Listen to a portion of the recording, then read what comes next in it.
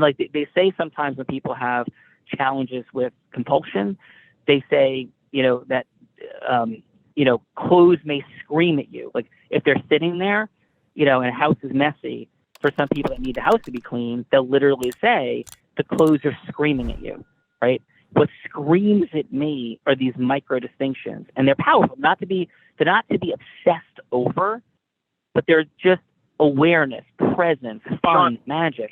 Sean, yeah, I want to give a quick example. You just did it. I don't know if anybody heard it or missed. You said we have been dealing with process mastery, and then you immediately changed to playing with because you felt it not be the accurate selected word of dealing with the things. I correct my language. Oh, thank you, Adam. Drop the mic, Adam Gugino. Drop the mic, brother. And brother, I want to hear your voice 5 times more, because that's such a brilliant point for you to point out. When you do that, there's so much value. Because that's an example. I said deal with.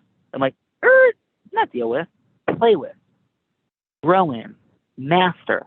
So I edit myself as I'm speaking. I don't lose certainty because I don't need to be perfect.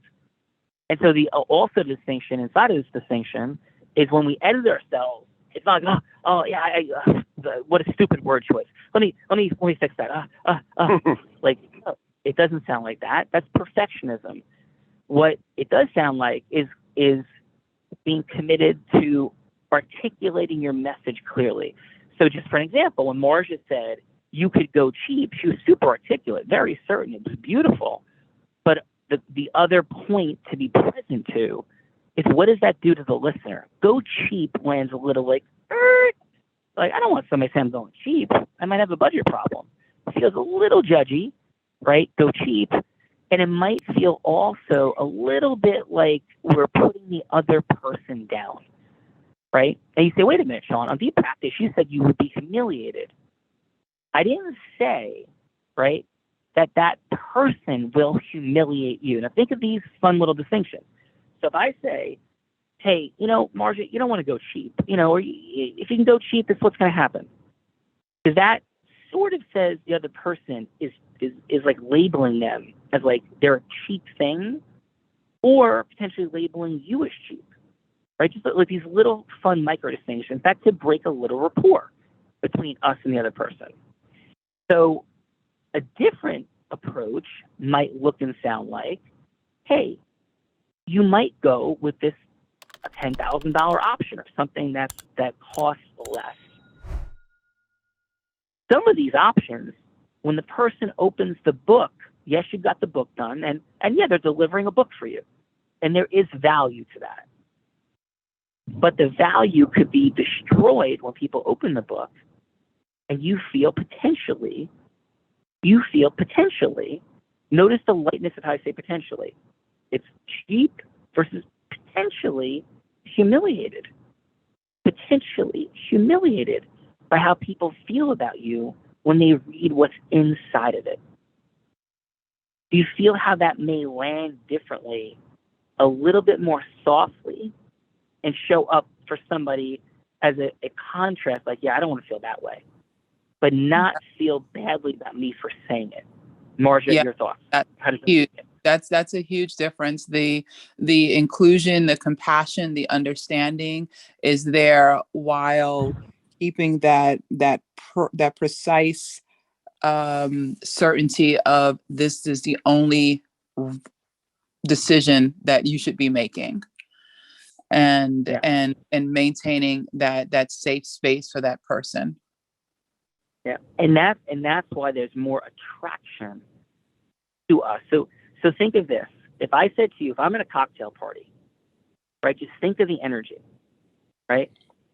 And I say, I think Donald Trump is an asshole. What he did with his tweet. I'm like, hold on a second, Marjah. I'm sorry. I apologize. I don't think anybody's an asshole. And I feel really embarrassed I said that. Mm-hmm. I'm just so troubled by President Trump and how he communicated at certain times. I believe in some of his policies. Mm-hmm. I just wish that every leader who ascended to the White House communicated in a truthful way, in a direct way, but a way that was present to the highest levels of aspirational energy. You know, like a Martin Luther King, for example, just had higher purpose in their articulation. I don't mind directives. I don't mind if President Trump said, you know, we have real problems in Congress. Campaign term limits no limits is unacceptable. We create institutional politicians that don't have the same energy and passion. It's unacceptable. We have to change this to have a free America. I would have been screaming, yes, yes, yes. But when we're judgy and go to less common language, I look at that behavior as just really disgusting behavior. So I'm sorry for saying that. I don't want to bring that kind of energy in our conversation. How differently would you feel about me if I'm like, yeah, Donald Trump's an asshole, versus the second person? What comes up for you? But how you feel about the person who is speaking.